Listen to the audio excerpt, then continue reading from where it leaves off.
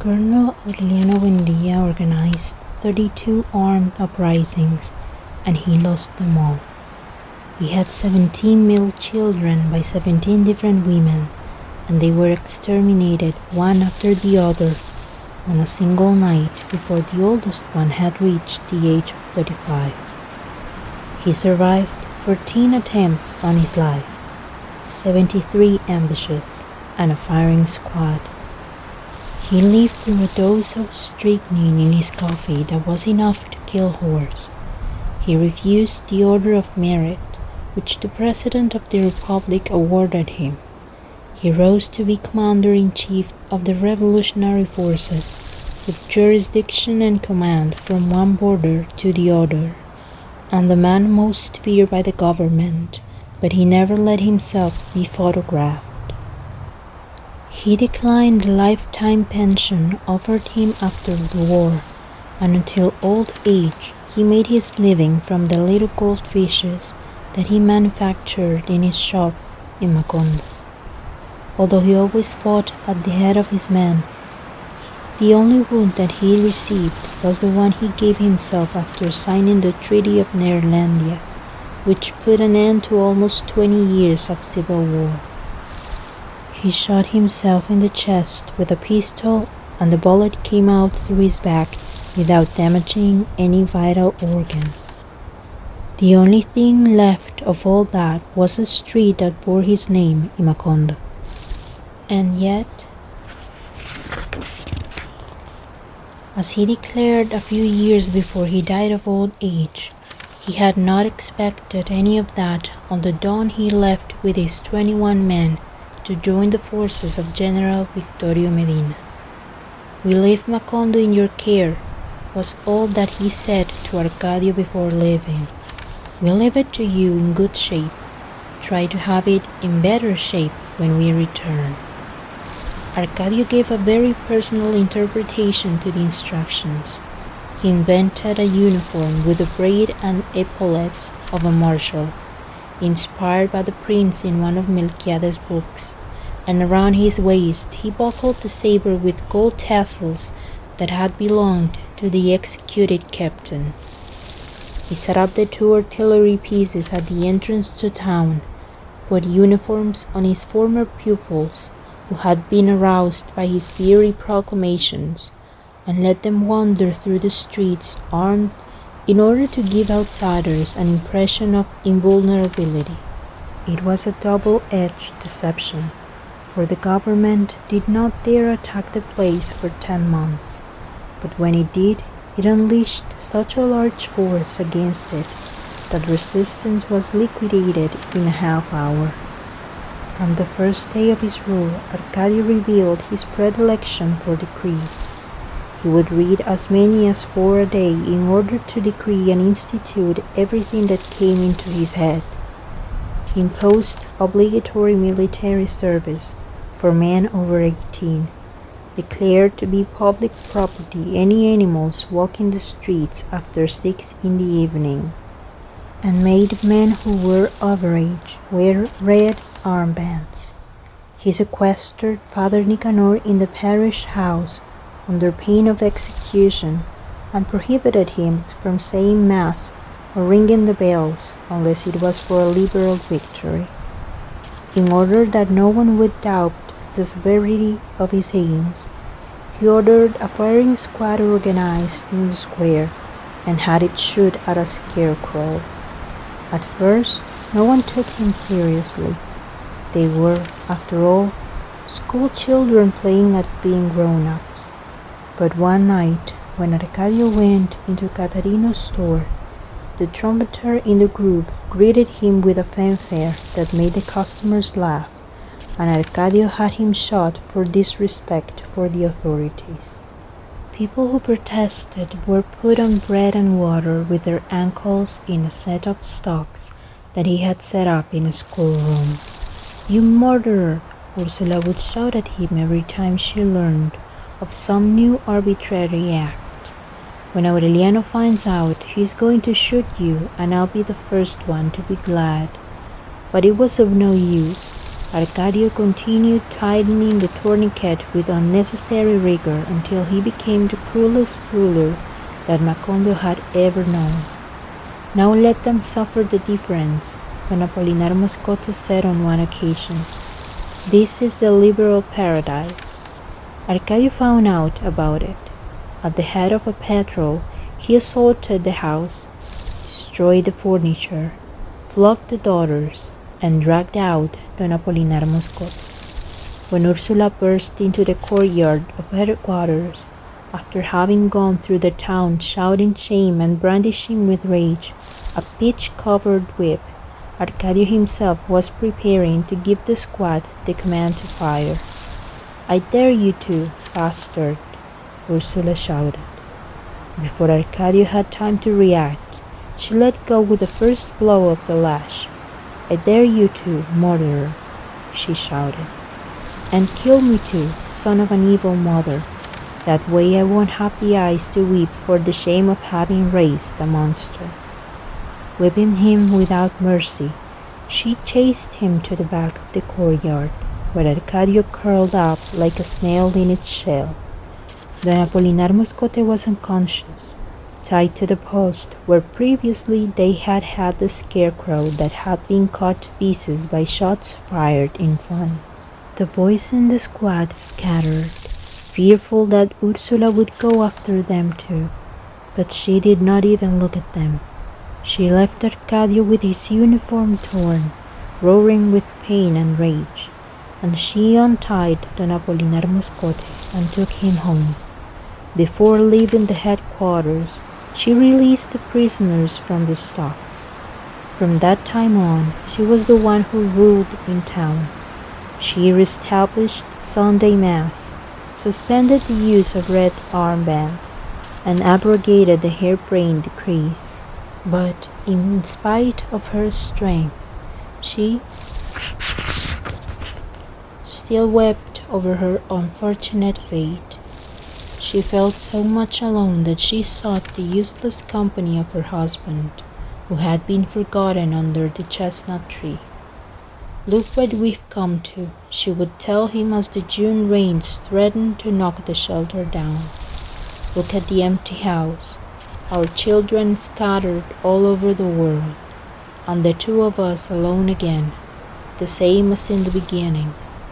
José Arcadio Buendía, sunk in an abyss of unawareness, was deaf to her lamentations. At the beginning of his madness, he would announce his daily needs with urgent Latin phrases. In fleeting clear spells of lucidity, when Amaranta would bring him his meals, he would tell her what bothered him most and would accept her sucking glasses and mustard plasters in a docile way.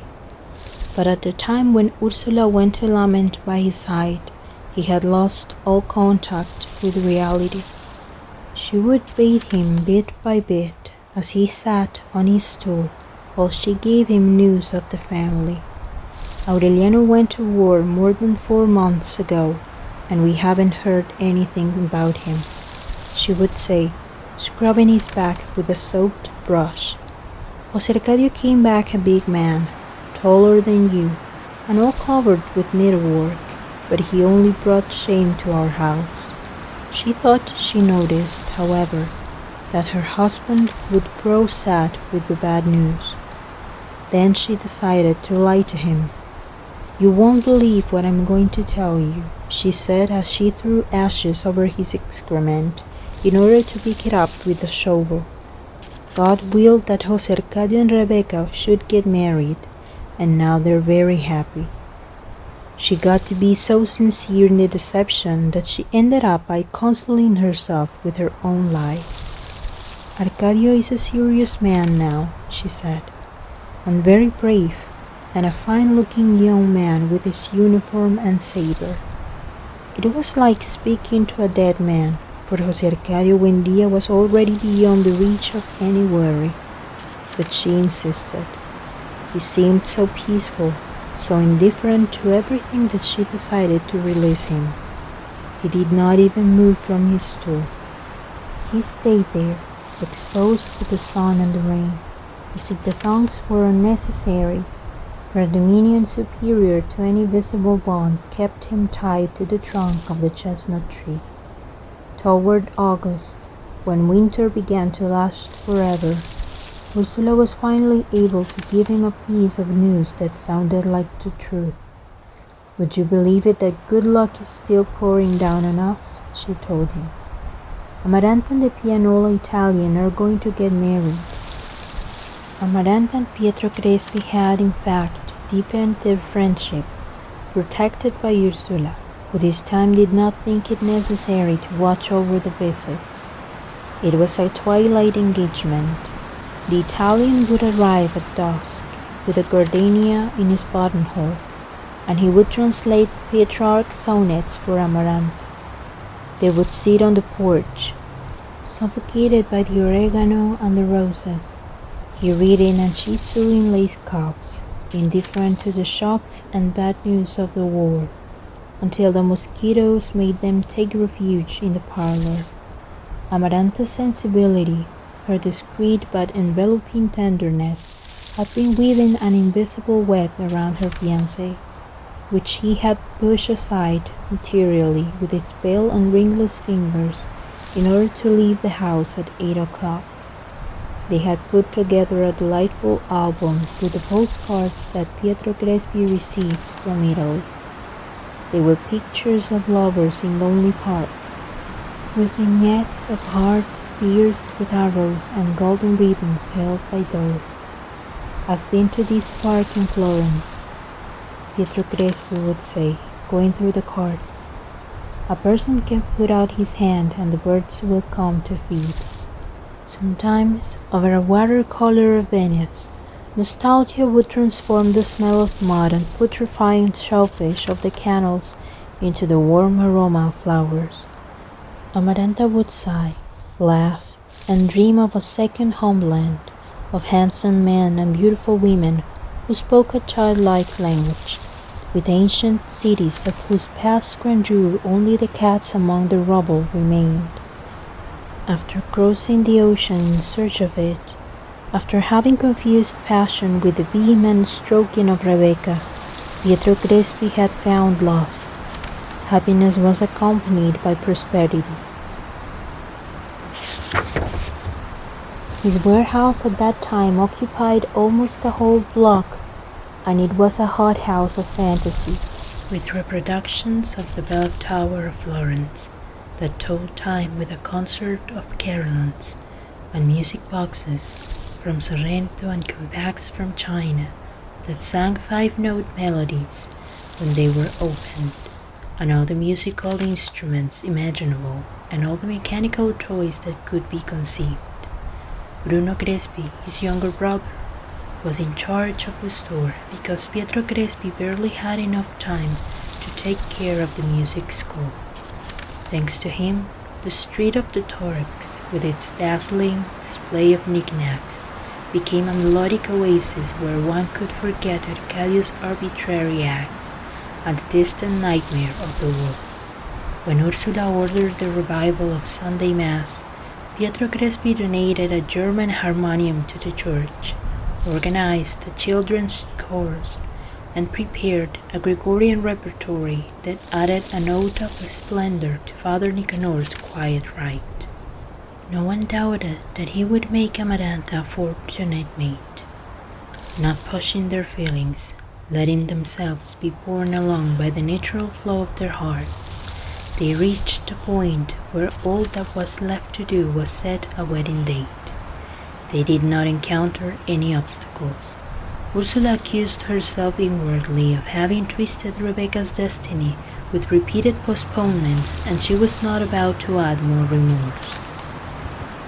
The rigor of the mourning for Remedios had been relegated to the background by the mortifications of the war, Aureliano's absence, Arcadius' brutality, and the expulsion of José Arcadio and Rebecca.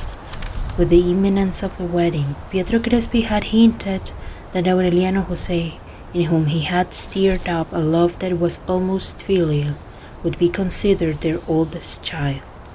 Everything made Amaranta think that she was heading toward a smooth happiness, but unlike Rebecca, she did not reveal the slightest anxiety. With the same patience with which she dyed tablecloths, sewed lace masterpieces, and embroidered needlepoint peacocks, she waited for Pietro Crespi to be unable to bear the arches of his heart, and more. Her day came with the ill-fated October rains. Pietro Crespi took the sewing basket from her lap, and he told her, "We'll get married next month." Amaranta did not tremble at the contact with his icy hands. She withdrew hers like a timid little animal and went back to her work. "Don't be simple, Crespi," she smiled. "I wouldn't marry you even if I were dead." Pietro Crespi lost control of himself. He wept shamelessly, almost breaking his fingers with desperation. But he could not break her down. "Don't waste your time," was all that Amaranta said. "If you really love me so much, don't set foot in this house again." Ursula thought she would go mad with shame. Pietro Crespi exhausted all manner of pleas. He went through incredible extremes of humiliation. He wept one whole afternoon in Ursula's lap, and she would have sold her soul in order to comfort him. On rainy nights he could be seen prowling about the house with an umbrella, waiting for a light in Amaranta's bedroom. He was never better dressed than at that time. His august head of a tormented emperor had acquired a strange air of grandeur. He begged Amaranta's friends, the ones who stood with her on the porch, to try to persuade her. He neglected his business. He would spend the day in the rear of the store writing wild notes, which he would send to Amaranta with flower petals and dried butterflies, and which she would return unopened. He would shut himself up for hours on end to play the zither. One night he sang. Macondo woke up in a kind of angelic stupor that was caused by a zither that deserved more than this world, and a voice that led one to believe that no other person on earth could feel such love. Pietro Crespi then saw the lights go on in every window in town except that of Amaranta. On November 2nd, All Souls' Day, his brother opened the store and found all the lamps lighted, all the music boxes opened, and all the clocks striking an interminable hour. And in the midst of that mad concert, he found Pietro Crespi at the desk, in the rear, with his wrists caught by a razor, and his hands thrust into a basin of benzoin. Ursula decreed that the wake would be in her house. Father Nicanor was against a religious ceremony and burial in consecrated ground. Ursula stood up to him. "In a way that neither you nor I can understand, that man was a saint," she said. "So I am going to bury him against your wishes, beside Melchiades' grave." She did it with the support of the whole town and with a magnificent funeral. Amaranta did not leave her bedroom. From her bed she heard Ursula's weeping, the steps and whispers of the multitude that invaded the house, the wailing of the mourners, and then a deep silence that smelled of trampled flowers. For a long time she kept on smelling Pietro Crespi's lavender breath at dusk, but she had the strength not to succumb to delirium. Ursula abandoned her. She did not even raise her eyes to pity her on the afternoon when Amaranta went into the kitchen and put her hand into the coals of the stove until it hurt her so much that she felt no more pain, but instead smelled the pestilence of her own singed flesh. It was a stupid cure for her remorse. For several days she went about the house with her hand in a pot of egg whites, and when the burns healed, it appeared as if the whites had also scarred over the sores of her heart. The only external trace that the tragedy left was the bandage of black gauze that she put on her burned hand and that she wore until her death. Arcadio gave a rare display of generosity by decreeing official mourning for Pietro Crespi. Ursula interpreted it as the return of the strayed lamb, but she was mistaken. She had lost Arcadio, not when he had put on his military uniform, but from the beginning. She thought she had raised him as a son, as she had raised Rebecca, with no privileges or discrimination. Nevertheless, Arcadio was a solitary and frightened child during the insomnia plague, in the midst of Ursula's utilitarian fervor, during the delirium of José Arcadio Buendía, the ermatism of Aureliano, and the mortal rivalry between Amaranta and Rebecca. Aureliano had taught him to read and write, thinking about other things, as he would have done with a stranger. He gave him his clothing so that Visitación could take it in when it was ready to be thrown away. Arcadio suffered from shoes that were too large, from his patched pants, from his female buttocks. He never succeeded in communicating with anyone better than he did with Visitación and Cataure in their language. Melquiades was the only one who really was concerned with him, as he made him listen to his incomprehensible texts and gave him lessons in the art of daguerreotype. No one imagined how much he wept in secret, and the desperation with which he tried to revive Melquiades with the useless study of his papers. The school, where they paid attention to him and respected him, and then power, with his endless decrees and his glorious uniform, freed him from the weight of an old bitterness. One night in Catarino's store, someone dared tell him, "You don't deserve the last name you carry." Contrary to what everyone expected, Arcadio did not have him shot. "To my great honor," he said, "I am not a Buendía." Those who knew the secret of his parentage thought that the answer meant that he too was aware of it, but he had really never been. Pilar Ternera, his mother, who had made his blood boil in the dark room, was as much an irresistible obsession for him as she had been first for José Arcadio and then for Aureliano.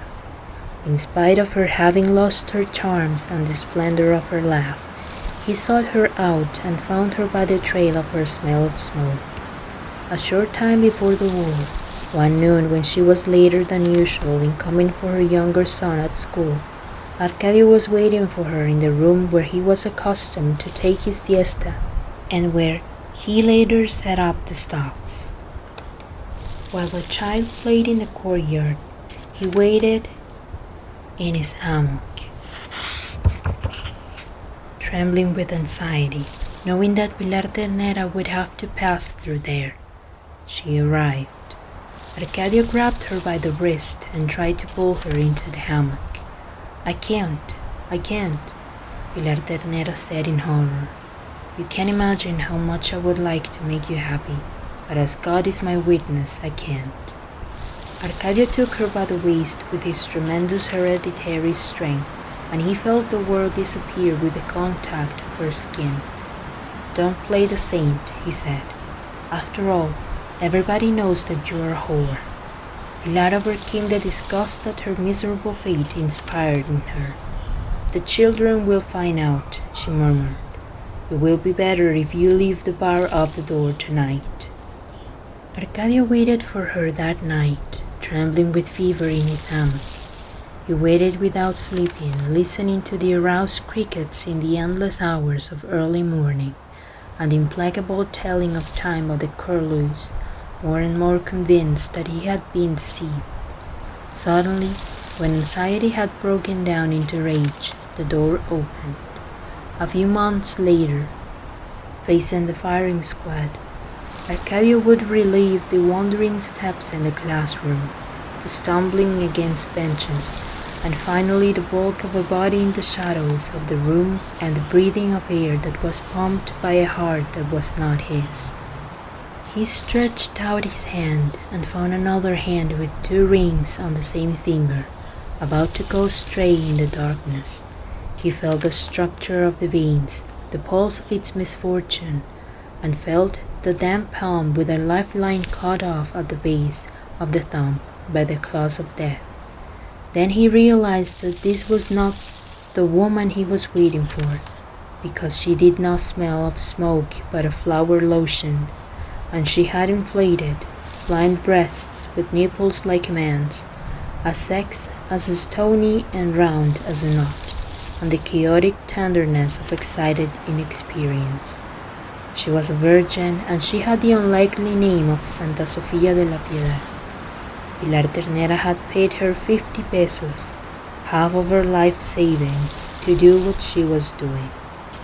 Arcadio had seen her many times working in her parents' small food store, but he had never taken a good look at her, because she had that rare virtue of never existing completely, except at the opportune moment. But from that day on he huddled like a cat in the warmth of her armpit. She would go to the school at siesta time with the consent of her parents, to whom Pilar Ternera had paid the other half of her savings. Later on, when the government troops dislodged them from the place where they had made love, they did it among the cans of lard and sacks of corn in the back of the store. About the time that Arcadio was named civil and military leader, they had a daughter. The only relatives who knew about it were José Arcadio and Rebecca, with whom Arcadio maintained close relations at that time, based not so much on kinship as on complicity. José Arcadio had put his neck into the marital joke.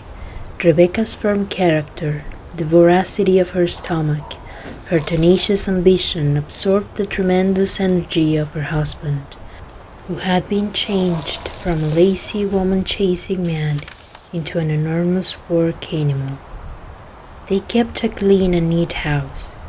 Rebecca would open it wide at dawn, and the wind from the graveyard would come in through the windows and go out through the doors to the yard, and leave the whitewashed walls and furniture tanned by the saltpeter of the dead. Her hunger for earth, the cluck-cluck of her parents' bones, the impatience of her blood as it faced Pietro Crespi's passivity, were relegated to the attic of her memory. All day long she would embroider beside the window, withdrawn from the uneasiness of the war, until the ceramic pots would begin to evaporate in the cupboard, and she would get up to warm the meal, much before the appearance, first, of the mangy hounds, and then of the colossus in leggings and spurs with a double-barreled shotgun, who sometimes carried a deer on his shoulder, and almost always a string of rabbits or wild dogs. One afternoon, at the beginning of his rule, Arcadio paid them a surprise visit. They had not seen him since they had left the house, but he seemed so friendly and familiar that they invited him to share the stew. Only when they were having coffee did Arcadio reveal the motive behind his visit. He had received a complaint against José Arcadio. It was said that he had begun by plowing his own yard and had gone straight ahead into neighboring lands, knocking down fences and buildings with his oxen until he took forcible possession of the best plots of land around. On the peasants whom he had not despoiled because he was not interested in their lands, he levied a contribution which he collected every Saturday with his hunting dogs and his double-barreled shotgun. He did not deny it. He based his right on the fact that the usurped lands had been distributed by José Arcadio Buendía at the time of the founding, and he thought it possible to prove that his father had been crazy ever since that time, for he had disposed of a patrimony that really belonged to the family. It was an unnecessary allegation, because Arcadio had not come to do justice. He simply offered to set up a registry office so that José Arcadio could legalize his title to the usurped land, under the condition that he delegate to the local government the right to collect the contributions. They made an agreement. Years later, when Colonel Aureliano Buendía examined the titles to property, he found registered in his brother's name all of the land between the hill where his yard was on up to the horizon, including the cemetery, and discovered that during the 11 months of his rule, Arcadio had collected not only the money of the contributions, but had also collected fees from people for the right to bury their dead in José Arcadio's land. It took Ursula several months to find out what was already public knowledge because people hid it from her so as not to increase her suffering. At first, she suspected it. Arcadius building a house. She confided with faint pride to her husband as she tried to put a spoonful of calabash syrup into his mouth. Nevertheless, she involuntarily sighed and said, "I don't know why, but all this has a bad smell to me." Later on, when she found out that Arcadio had not only built a house, but had ordered some Viennese furniture, she confirmed her suspicion that he was using public funds. "You're the shame of our family name," she shouted at him one Sunday after Mass when she saw him in the new house playing cards with his officers. Arcadio paid no attention to her. Only then did Ursula know that he had a 6-month-old daughter and that Santa Sofia de la Piedad, with whom he was living outside of marriage, was pregnant again. She decided to write to Colonel Aureliano Buendia, wherever he was, to bring him up to date on the situation. But the fast-moving events of those days not only prevented her plans from being carried out, they made her regret having conceived them. The war, which until then had been only a word to designate a vague and remote circumstance, became a concrete and dramatic reality. Around the end of February, an old woman with an ashen look arrived in Macondo riding a donkey loaded down with brooms. She seemed so inoffensive that the sentries let her pass without any questions as another vendor, one of the many who often arrived from the towns and the swamp. She went directly to the barracks. Arcadio received her in the place where the classroom used to be, and which at the time had been transformed into a kind of rearguard encampment, with rolled hammocks hanging on hooks, and mats piled up in the corners, and rifles and carbines and even hunting shotguns scattered on the floor. The old woman stiffened into a military salute before identifying herself. "I am Colonel Gregorio Stevenson." He brought bad news. The last centers of liberal resistance, according to what he said, were being wiped out.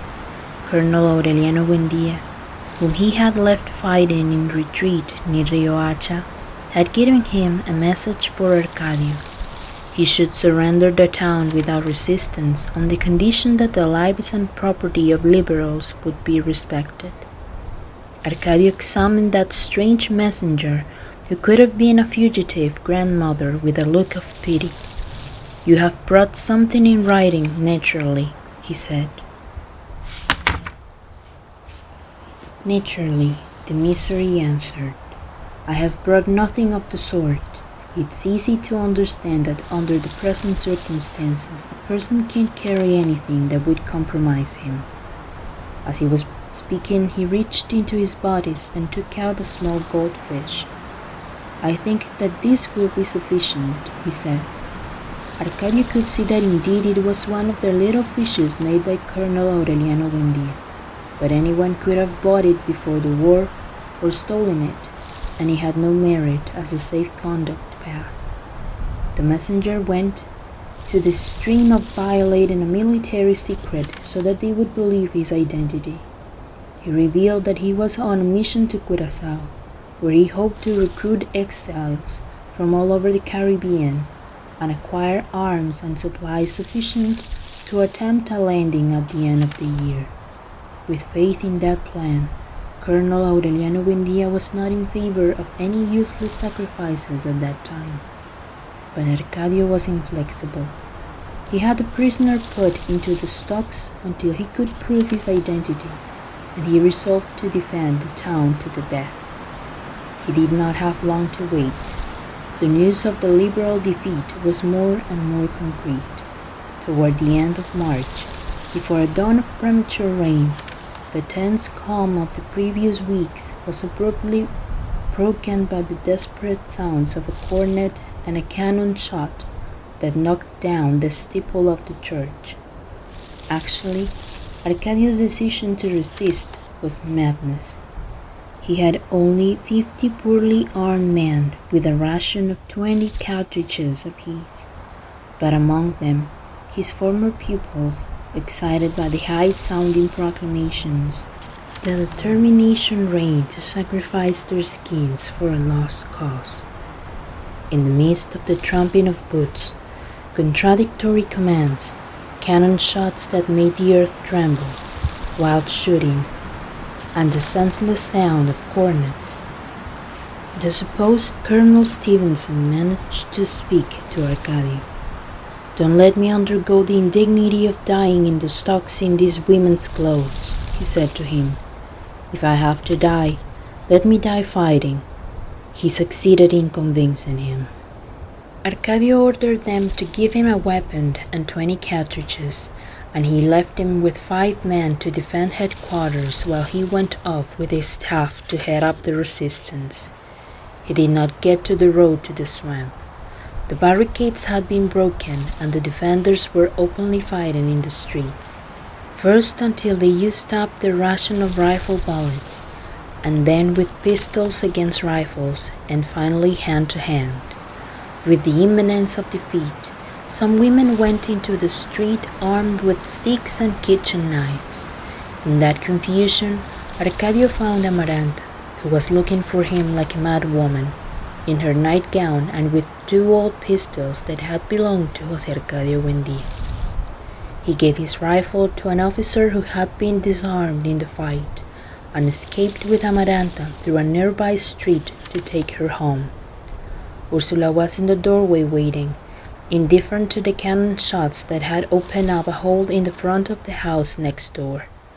The rain was letting up, but the streets were as slippery and as smooth as melted soap, and one had to guess distances in the darkness. Arcadio left Amaranta with Ursula and made an attempt to face 2 soldiers who had opened up with heavy firing from the corner. The old pistols that had been kept for many years in the bureau did not work. Protecting Arcadio with her body, Ursula tried to drag him toward the house. "Come along in the name of God," she shouted at him. "There's been enough madness." The soldiers aimed at them. "Let go of that man, ma'am," one of them shouted, "or we won't be responsible." Arcadio pushed Ursula toward the house and surrendered. A short time later, the shooting stopped and the bells began to toll. The resistance had been wiped out in less than half an hour. Not a single one of Arcadio's men had survived the attack, but before dying they had killed 300 soldiers. The last stronghold was the barracks. Before being attacked, the supposed Colonel Gregorio Stevenson had freed the prisoners and ordered his men to go out and fight in the street. The extraordinary mobility and accurate aim with which he placed his 20 cartridges gave the impression that the barracks was well defended, and the attackers blew it to pieces with cannon fire. The captain who directed the operation was startled to find the rubble deserted and a single dead man in his undershorts with an empty rifle still clutched in an arm that had been blown completely off. He had a woman's full head of hair held at the neck with a comb, and on his neck a chain with a small goldfish. When he turned him over with the tip of his boot and put the light on his face, the captain was perplexed. "Jesus Christ!" he exclaimed. Other officers came over. "Look where this fellow turned up," the captain said. "It's Gregorio Stevenson." At dawn, after a summary court-martial, Arcadio was shot against the wall of the cemetery. In the last 2 hours of his life, he did not manage to understand why the fear that had tormented him since childhood had disappeared. Impassive, without even worrying about making a show of his recent bravery, he listened to the interminable charges of the accusation. He thought about Ursula, what that hour must have been under the chestnut tree having coffee with José Arcadio Buendía. He thought about his 8-month-old daughter, who still had no name, and about the child who was going to be born in August. He thought about Santa Sofia de la Piedad, whom he had left the night before salting down a deer for the next day's lunch, and he missed her hair pouring over her shoulders and her eyelashes, which looked as if they were artificial. He thought about his people without sentimentality, with a strict closing of his accounts with life, beginning to understand how much he really loved the people he hated most. The president of the court-martial began his final speech when Arcadio realized that 2 hours had passed. Even if the proven charges did not have merit enough, the president was saying, the irresponsible and criminal boldness with which the accused drove his subordinates onto a useless death would be enough to deserve capital punishment. In the shattered schoolhouse, where for the first time he had left the security of power, a few feet from the room where he had come to know the uncertainty of love, Arcadio found the formality of death ridiculous. Death really did not matter to him, but life did, and therefore the sensation he felt when they gave their decision was not a feeling of fear, but of nostalgia. He did not speak until they asked him for his last request. "Tell my wife," he answered in a well-modulated voice, "to give the girl the name of Ursula." He paused and said it again, "Ursula, like her grandmother. And tell her also that if the child that is to be born is a boy, they should name him Jose Arcadio, not for his uncle, but for his grandfather." Before they took him to the execution wall, Father Nicanor tried to attend him. "I have nothing to repent," Arcadio said, and he put himself under the orders of the squad after drinking a cup of black coffee. The leader of the squad, a specialist in summary executions, had a name that had much more about it than chance, Captain Roque Carnicero, which meant butcher. On the way to the cemetery, under the persistent drizzle, Arcadio saw that a radiant Wednesday was breaking out on the horizon. His nostalgia disappeared with the mist and left an immense curiosity in its place. Only when they ordered him to put his back to the wall did Arcadio see Rebecca, with wet hair and a pink flowered dress, opening wide the door. He made an effort to get her to recognize him, and Rebecca did take a casual look toward the wall and was paralyzed with stupor, barely able to react, and waved goodbye to Arcadio. Arcadio answered her the same way. At that instant, the smoking mouths of the rifles were aimed at him, and letter by letter he heard the encyclicals that Melquiades had chanted, and he heard the lost steps of Santa Sofia de la Piedad, a virgin, in the classroom, and in his nose he felt the same icy hardness that had drawn his attention in the nostrils of the corpse of Remedios. "Oh, God damn it," he managed to think. "I forgot to say that if it was a girl they should name her Remedios." Then, all accumulated in the rib of a claw, he felt again all the terror that had tormented him in his life. The captain gave the order to fire. Arcadio barely had time to put out his chest and raise his head, not understanding where the hot liquid had burned his eyes was pouring from. "Bastards!" he shouted. "Long live the Liberal Party!"